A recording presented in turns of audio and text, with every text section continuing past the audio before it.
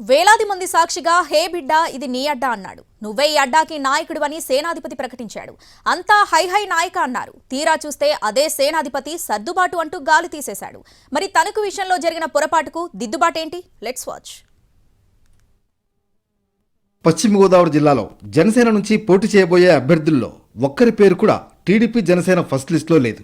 కనీసం గతంలో ఇచ్చిన మాట ప్రకారం ఆ సీటునైనా ప్రకటిస్తారా అంటే అది కూడా తీసుకువెళ్లి టీడీపీ ఖాతాలో జమ చేశారు.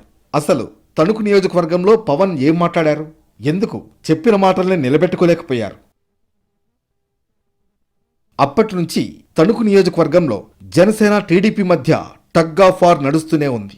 వచ్చే ఎన్నికల్లో తణుకు అసెంబ్లీ నుంచి జనసేన అభ్యర్థి విడివాడ రామచంద్రరావును గెలిపించుకోవడానికి మనం ఉన్నామంటూ పవన్ చెప్పుకొచ్చారు. గత ఎన్నికల్లో సీటు ఇవ్వకపోయినా పార్టీ కోసం కష్టపడినందుకు రామచంద్రరావుకు ప్రత్యేకంగా క్షమాపణలు చెప్పారు. దీంతో వచ్చే ఎన్నికల్లో తణుకు అసెంబ్లీ జనసేనదేనంటూ ప్రచారం జోరందుకుంది. తీరా తొలి జాబితాలో ప్రకటించిన సీట్లలో తణుకు నియోజకవర్గం ఇప్పుడు టీడీపీ ఖాతాలో పడింది.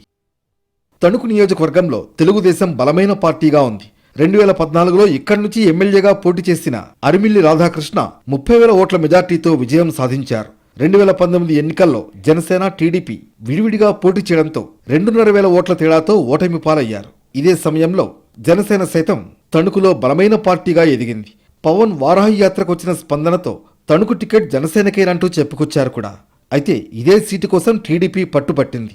జనసేనపై ఒత్తిడి పెంచింది. అయితే అప్పుడు క్షమాపణ చెప్పి టికెట్ ప్రకటించిన పవన్ ఇప్పుడు కేటాయించకపోవడంతో జరిగిన డ్యామేజీని ఎలా పూడ్చుకుంటారన్నది ఆసక్తిగా మారింది. ఇప్పుడు విడివాడ రామచంద్రరావు మరోసారి పవన్ను నమ్ముకుని టీడీపీకి సహకరిస్తారా లేక మరేదైనా ప్లాన్తో ముందుకు వెళతారా అన్నది చూడాలి.